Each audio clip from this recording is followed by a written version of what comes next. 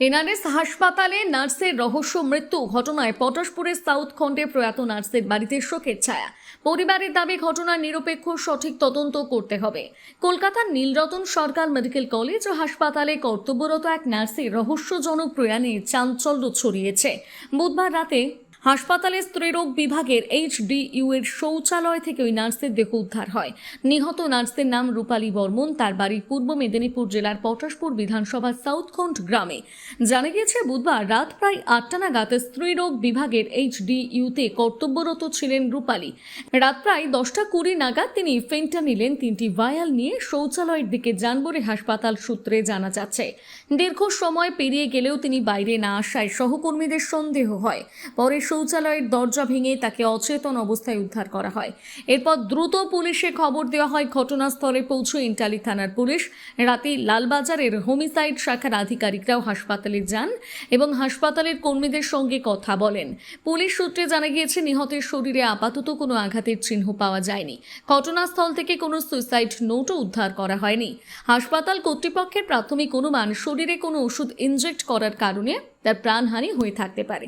তার শরীরে ফেন্টানিল প্রয়োগ করা হয়েছিল কিনা কিংবা কিভাবে সেই ওষুধ শরীরে প্রবেশ করলো তা এখনো তদন্তের বিষয়।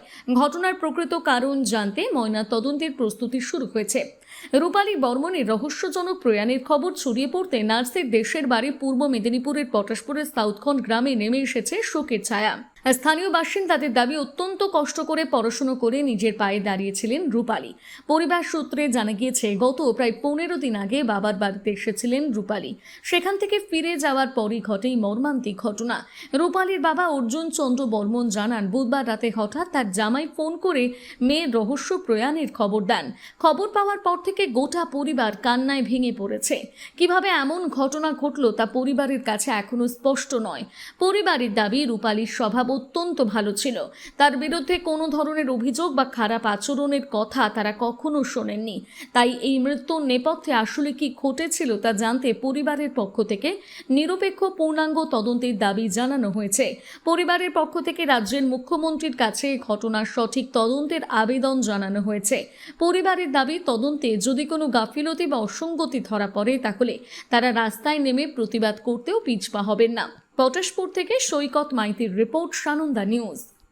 মেয়ের না নাইট ডিউটি ছিল, এসেছিল রাত 8টার সময়। এসে রাত 11:30-12টার দিকে সময় গেল মারা গেছে। মারা গেল আমার যে মেয়েটা বিয়ে করেছে যাকে, আমার জামাই, সেই ফোন করলো আর কি, বলে রূপালীর নেই আর। হ্যাঁ। না ডিউটি গেল, হ্যাঁ, সেখানে রূপালীর নেই। হ্যাঁ, তোমরা এসো। তারপরে খানিকক্ষণ পরে বললো, আধ ঘন্টা পরে রূপালীকে আইসিউতে ভর্তি করা হয়েছে। আমি যাই হোক, যা তোর মেয়েটা তখন মনটাকে শান্ত হলো, আইসি যখন আছে যাই দেখাশোনা হবে। হ্যাঁ, তারপরে খানিকক্ষণ পরে বললো রূপালী আর নেই। হ্যাঁ। এখন আমরা তো বাড়িতে আছি, কোনো বুঝতে পারছি না। হ্যাঁ, কি করছে কি না করছে আমি ওকে বুঝবো কীভাবে? সেই জন্য হ্যাঁ, ওরা তদন্ত করে একটু দেখুন। হ্যাঁ। না না না, ভালো। হ্যাঁ, আমাদের সঙ্গে কোনো ইয়ে হতো না। হ্যাঁ।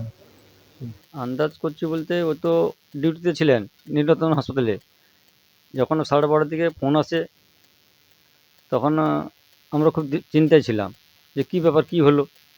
সেই জন্য আমরা চাইছি যে কিছু তদন্ত হোক, এর আসল রহস্য ঘটনা কী আমরা জানতে চাই। কী করে হলো, কেন হলো, এটা তো ডিউটিতে ছিল, এর অবশ্যই আমরা সুবিচার চাই। মুখ্যমন্ত্রীকে বলবো বলে আমার বিশেষ অনুরোধ। আমরা তো পূর্ব মেদিনীপুরের লোক এবং মাননীয় মুখ্যমন্ত্রীও আমাদের পূর্ব মেদিনীপুরের লোক। এই জন্য তার কাছে বিশেষভাবে আমাদের আবেদন বা অনুরোধ যে ওটা যেন নিশ্চিন্তভাবে বা এভাবে যেন হয়, সুবিচারটা চাই। খাওয়া দাওয়ার পর সবাই তো আমরা মানে যে যার ঘুমোতে গেছি। তারপর ঠিক 12টা 12:30টার মধ্যে কলকাতা থেকে ফোনটা আসে।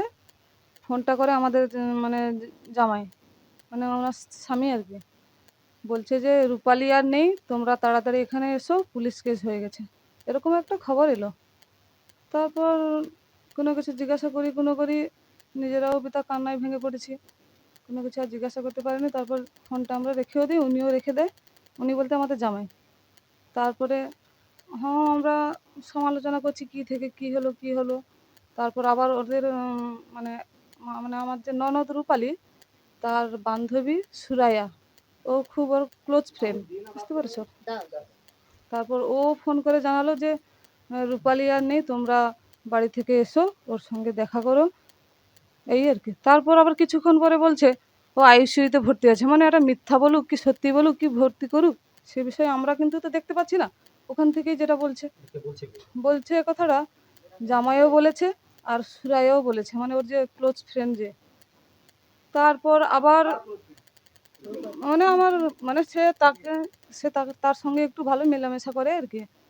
তারপরে আবার আধা ঘন্টা পরে ফোনটা আসে, মানে ওর সঙ্গে যে ডিউটি করে নার্সগুলো, ওরা আবার ফোন করে যে তোমরা কি খবর পেয়েছো না কি ব্যাপার, রূপালীতে এরকম ঘটনা, তোমরা কেউ আসছো না কেন, এই বললো। তখন আমার স্বামী ফোনটা ধরে যে কেন, আমরা জানবো কি করে, আপনারা কি আমাদেরকে খবর দিয়েছেন নাকি, এরকম আমরা জিজ্ঞাসা করি। তারপরে জানতে পারি নিজেরাও, ফোনটা ওনারাও রেখে দেয়, তারপর আমরাও রেখে যার মতো কি জানতে পারলাম যে এই যে উনি আর নেই, মানে রূপালী আর নেই, তো আমাদেরকে যেতে বলছে। এটা ওই যে স্টাফরা ফোন করেছে, আর ওর বান্ধবী সুরাইয়া ও ফোন করেছে, তারপর আমাদের জামাই উনিও আমাদেরকে বলেছেন। মেয়েটা মানে আমার ননদ রূপালী বর্মন, উনি বিএসসি নার্সিং কোর্স করে নীলরতন অর্থাৎ এনআরএসে চাকরি করে। ডিউটি চলেন কালকে রাত 8টা নাগাদ ওর নাইট ডিউটি ছিল।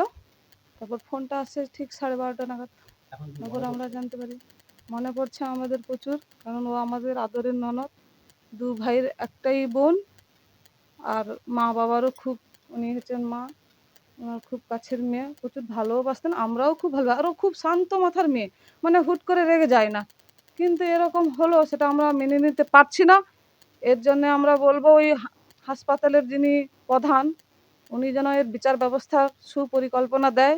এবং চাকরিতে জয়েন করেছে 10 বছরের কাছাকাছি চাকরি লাইনে আছে, 10 বছরের বেশি হবে চাকরি লাইনে মোট আছে।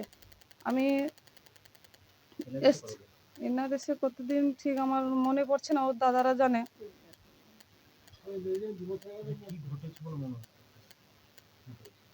আমাদের মনে হচ্ছে ওকে কেউ মানে পরিকল্পনাভাবে মেরেছে।